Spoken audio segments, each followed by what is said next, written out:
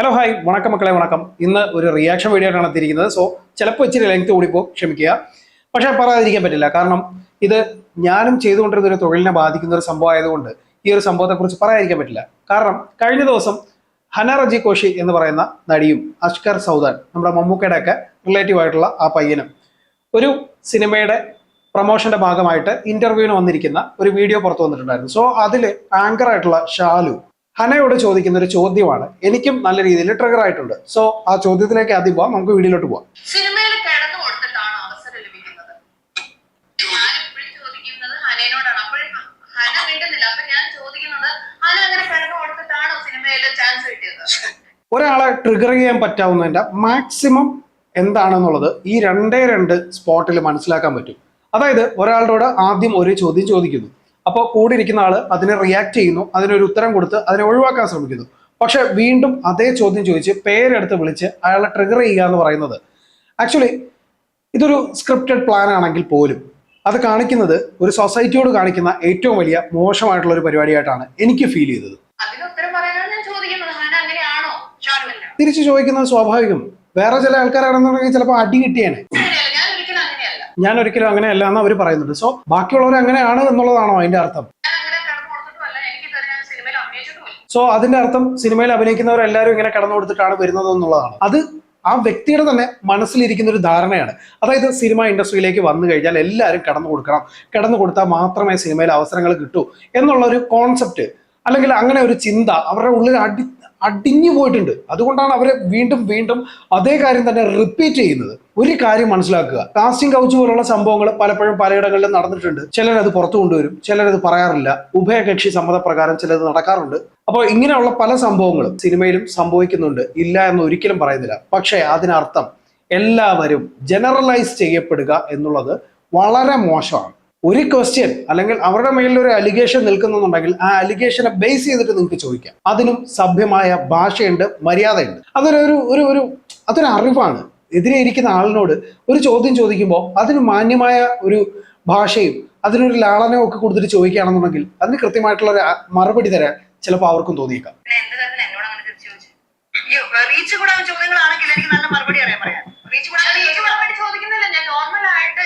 നോർമലായിട്ട് ഇങ്ങനെ ഒരു കാര്യമുണ്ടോ എന്ന് ചോദിക്കുന്നിടത്ത് അങ്ങനെ ചോദിച്ചാൽ പോരായിരുന്നോ? അല്ലാതെ പേരെടുത്ത് വെച്ച് നിങ്ങൾ അങ്ങനെയാണോ, നിങ്ങൾ അങ്ങനെ ചെയ്തിട്ടുണ്ടോ എന്ന് ചെയ്യുമ്പോൾ നിങ്ങളുടെ ഉള്ളിൽ മറ്റെന്തോ ഉണ്ട്. അതിനർത്ഥം ഇനി ഇവരെ കുറിച്ച് എന്തെങ്കിലും അലിഗേഷൻസ് കേട്ടിട്ടുണ്ടോ, അതല്ലെന്നുണ്ടെങ്കിൽ അത് വിശ്വസിച്ചത് കൊണ്ടാണോ? ഇതൊന്നും ക്ലാരിഫൈ ചെയ്യാതെ ഒരു കാര്യങ്ങൾക്കും കൃത്യമായ ബോധമില്ലാതെ ധാരണയില്ലാതെ എടുത്തു വെച്ചിട്ട് ഇങ്ങനെ അലക്കുന്നത് ഭയങ്കര മോശമായിട്ട് ഫീൽ ചെയ്യുന്നു.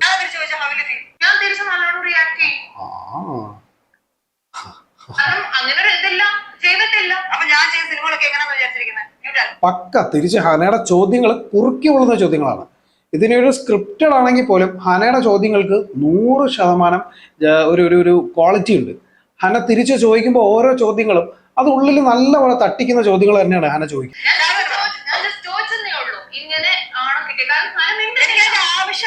ഒരാൾ ഒരു ചോദ്യത്തിന് ഉത്തരം നൽകിയില്ല, അയാൾ മിണ്ടുന്നില്ല എന്ന് കാണുകയാണെന്നുണ്ടെങ്കിൽ ഒന്നുകിൽ അയാൾക്ക് ആ ചോദ്യത്തിനോട് റിപ്ലൈ ചെയ്യാൻ താല്പര്യമില്ലാത്തത് കൊണ്ടായിരിക്കാം.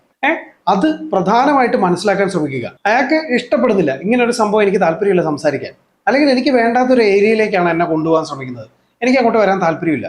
ഇത് മനസ്സിലാക്കുക എന്ന് പറയുന്നത് ഓപ്പോസിറ്റ് ഇരിക്കുന്ന ആളുടെ ഒരു കടമയാണ്.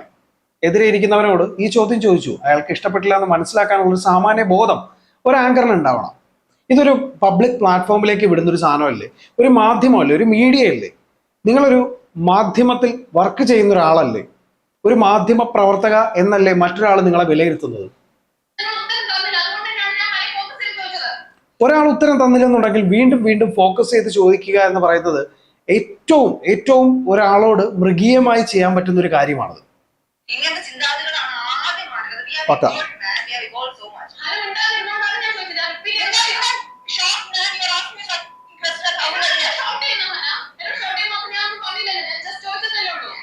എന്നോട് ഷൗട്ട് ചെയ്യാൻ വേണ്ടി ഞാനൊന്നും പറഞ്ഞില്ല, ഞാൻ ജസ്റ്റ് ചോദിച്ചെന്നുള്ളൂ.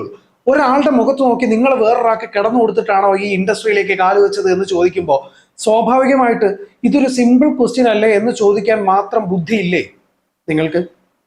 ഇതെന്താ കിലുക്കത്തിലെ രേവതിയും ഞാൻ ഇത്രയൊക്കെ ചെയ്തുള്ളൂ എന്നിട്ട് അവന്മാർ എന്നോട് ഇങ്ങനെ എന്ന് പറയുന്നത് പോലെ ആയിപ്പോയി.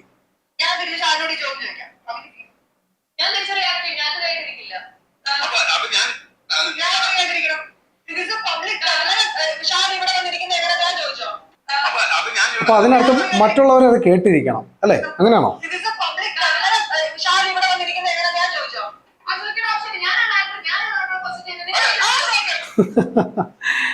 അത് ചോദിക്കേണ്ട ആവശ്യമില്ല. ഞാനാണ് ഇവിടെ ആങ്കർ, ഞാനാണ് ഇവിടെ ചോദ്യങ്ങൾ ചോദിക്കുന്നത്. ആക്ച്വലി മാഡം ഒരു കാര്യം മനസ്സിലാക്കുക, നിങ്ങൾ ആങ്കർ ആണെങ്കിൽ നിങ്ങളൊരു മീഡിയേറ്റർ ആണ്. അതായത് കുറെ ആൾക്കാർക്ക് ഒരു വ്യക്തിയോട് ചോദിക്കാൻ, അല്ലെങ്കിൽ ഒരു സെലിബ്രിറ്റിയോട്, എപ്പോഴും കയ്യെത്താ ദൂരത്ത് നിൽക്കുന്ന ഒരാളോട്, നമ്മളെല്ലാവരും സ്ഥിരമായിട്ട് കണ്ടുകൊണ്ടിരിക്കുന്ന ഒരു വ്യക്തിയോട് നമുക്ക് ചോദിക്കാൻ പല ചോദ്യങ്ങളും ഉണ്ടാവും. അതിന്റെ ഒരു മീഡിയേറ്റർ എന്നുള്ള നിലയിൽ മാത്രം പ്രവർത്തിക്കുന്ന ഒരാളാണ്. ഇപ്പൊ എല്ലാവരോടും പോയി നിങ്ങൾക്ക് ഇതൊക്കെ ചോദിക്കണോ നമുക്ക് ചോദിക്കാൻ പറ്റില്ല. കോമൺ ആയിട്ട് നമുക്ക് സൊസൈറ്റിയിൽ നിന്ന് ഇവരെ കുറിച്ചുള്ള ഒരു വാക്കുകൾ കേൾക്കുമ്പോഴോ അല്ലെങ്കിൽ ഇവരുടെ അപ്രിസിയേഷൻ കാണുമ്പോഴോ ഒക്കെ നമുക്ക് തോന്നുന്ന ചില ചോദ്യങ്ങൾ, അത് ഒരു കൂട്ടം ആൾക്കാരുടെ ചോദ്യങ്ങളായിരിക്കാം. ആ ചോദ്യങ്ങളെ ചോദിക്കാൻ വേണ്ടി മാത്രം നിൽക്കുന്ന ഒരു മീഡിയേറ്റർ ആണ് നിങ്ങൾ. അതാദ്യം മനസ്സിലാക്കുക. അപ്പൊ അതിനർത്ഥം ഞാനിവിടെ ഒരു ഡോമിനേറ്റ് ചെയ്യുന്ന, അല്ലെങ്കിൽ ഇവിടുത്തെ ഒരു സുപ്പീരിയർ പവറാണ്, അതിന് മേളിൽ വേറെ ഒന്നുമില്ല, എന്നോട് തിരിച്ചൊരു ചോദ്യം ചോദിക്കാൻ പാടില്ല എന്നൊക്കെ ഉള്ളത് അർണബ് ഗോസ്വാമിയുടെ ചാനലിൽ മാത്രം നടക്കുന്നൊരു കാര്യമാണ്. അത് അയാളുടെ ചാനലിലോ മറ്റോ അങ്ങാണ്ടാണ്. അതുകൊണ്ടാണ് അയാൾ അതിനകത്ത് കിടന്ന് തിളയ്ക്കുന്നത്. അല്ലാതെ ഒരു ഷോ ആങ്കർ ചെയ്യുമ്പോൾ തിരിച്ച് പരസ്പര ബഹുമാനമില്ലാതെ, പക്വതയില്ലാതെ, മാന്യതയില്ലാതെ സംസാരിക്കുമ്പോൾ നിങ്ങൾക്ക് ചിലപ്പോൾ ഇടപെടാം.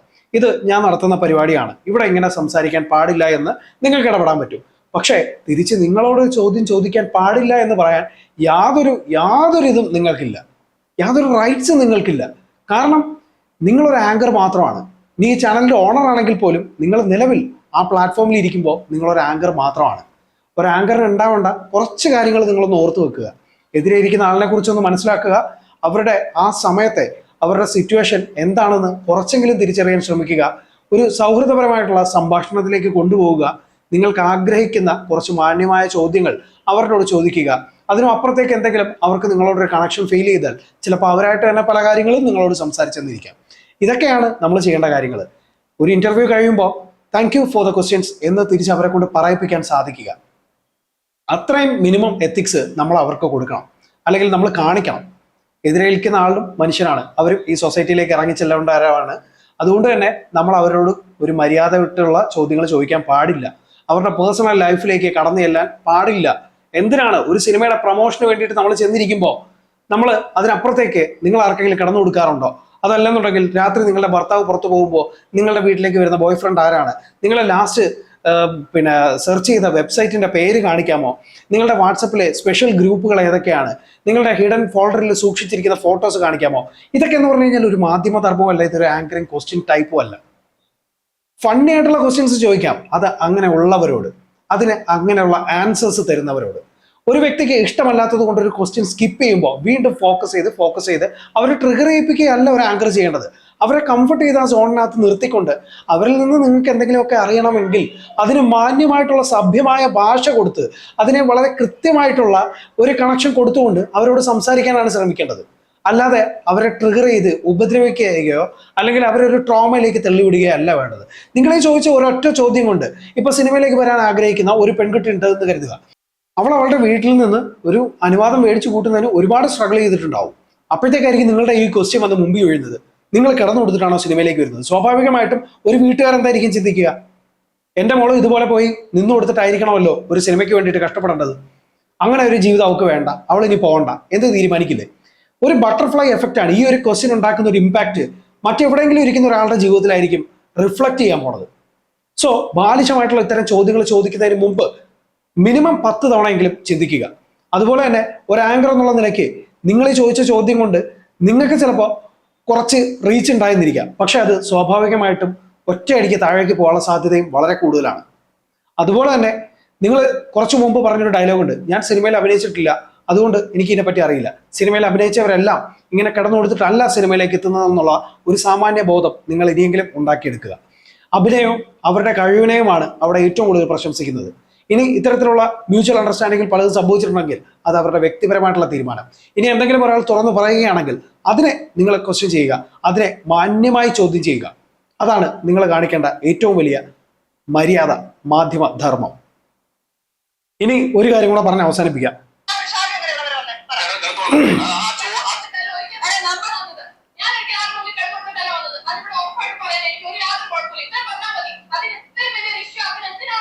അതിന് ഇത്രയും പറഞ്ഞാൽ മതി, എന്തിനാണ് ഇത്രയും ഇഷ്യൂ ആക്കുന്നതെന്ന് ചോദിക്കുന്നിടത്ത് നിങ്ങൾക്ക് ഇതിനെപ്പറ്റി യാതൊരു ധാരണയില്ല എന്നുള്ളതാണ് നിങ്ങൾ പറഞ്ഞു വെക്കുന്നത്.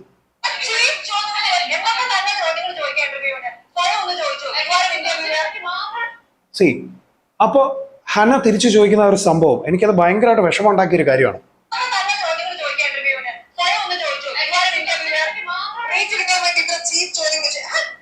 ഇതുപോലെ തന്നെ ആയിരിക്കും സ്വാഭാവികമായിട്ടും ഇനി ഒരാൾ ഇന്റർവ്യൂ ചെയ്യാൻ ചെന്നിരിക്കുമ്പോൾ ഒരു സെലിബ്രിറ്റി അല്ലെങ്കിൽ ഓപ്പോസിറ്റ് ഇരിക്കുന്ന ഒരാൾ നിങ്ങളോടും ചോദിക്കുക.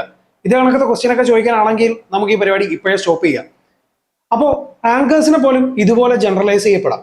അവർ ചെയ്യുന്ന തൊഴിലിനോട് അവർ കാണിക്കുന്ന ആത്മാർത്ഥതയ്ക്ക് ചിലപ്പോൾ ഒരു വാല്യൂ ഇല്ലാതായി പോയേക്കാം. പലപ്പോഴും പല ആങ്കേഴ്സിനെയും ചിലപ്പോൾ സെലിബ്രിറ്റീസ് പുച്ഛിക്കുന്നത് കാണാറുണ്ട്. മേ ബി അത് അവരുടെ ചോദ്യങ്ങളുടെ ക്വാളിറ്റി അനുസരിച്ചായിരിക്കാം, അല്ലെങ്കിൽ അവരെ താറ്റുന്നത് കൊണ്ടായിരിക്കാം, ചിലർക്ക് അവരെ ഇഷ്ടമല്ലാത്തത് കൊണ്ടായിരിക്കാം, ചില ആളുകൾ വ്യക്തിപരമായിട്ടുള്ള വിദ്വേഷങ്ങൾ തീർക്കുന്നതായിരിക്കാം, അല്ലെങ്കിൽ അവരുടെ ഫ്രസ്ട്രേഷൻസ് ആ സമയം തീർക്കാൻ ഇത്തരത്തിലുള്ള സാഹചര്യങ്ങൾ ഉപയോഗിച്ചിട്ടുണ്ട്. ഞാനിതിന് ഇരയായിട്ടുണ്ട്, ഇത് കണ്ടിട്ടുണ്ട്, ഇത് മനസ്സിലാക്കിയിട്ടുണ്ട്. അതുകൊണ്ട് തന്നെ ഒരു ആങ്കർ എന്നുള്ള നിലയിൽ, ആങ്കർ എന്നുള്ള ജോലി ചെയ്തുകൊണ്ടിരുന്ന ഒരു വ്യക്തി എന്നുള്ള നിലയിൽ എനിക്ക് ഇത്രേ പറയാനുള്ളൂ. ഓപ്പോസിറ്റ് ഇരിക്കുന്ന ആളെ കൂടെ ബഹുമാനിക്കാൻ പഠിക്കുക, മാന്യമായി അവരോട് ചോദ്യങ്ങൾ ചോദിക്കാൻ പഠിക്കുക. അല്ല, എനിക്കിപ്പോൾ നിങ്ങളെ പ്രത്യേകിച്ച് വിമർശിച്ചിട്ട് വലിയ നേട്ടമൊന്നും ഉണ്ടാക്കാനില്ല.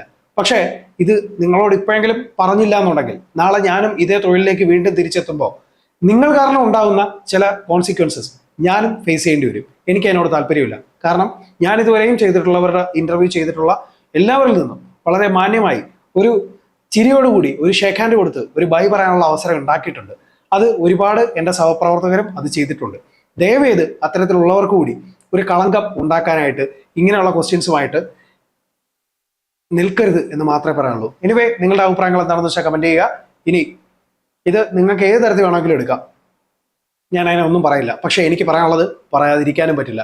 അതുകൊണ്ട് തന്നെ കൂടുതലൊന്നും പറയുന്നില്ല. സോ നമ്മുടെ ചാനലിൽ വരുന്ന വീഡിയോസ് ഒക്കെ ഇഷ്ടപ്പെടുകയാണെന്നുണ്ടെങ്കിൽ ചാനൽ സബ്സ്ക്രൈബ് ചെയ്യുക. അതുപോലെ തന്നെ നിങ്ങളുടെ അഭിപ്രായങ്ങൾ കറക്റ്റായിട്ട് കമന്റ് ചെയ്യുക. പുതിയ വീഡിയോസുമായിട്ട് ഞാൻ വീണ്ടും വരും. അതുവരേക്കും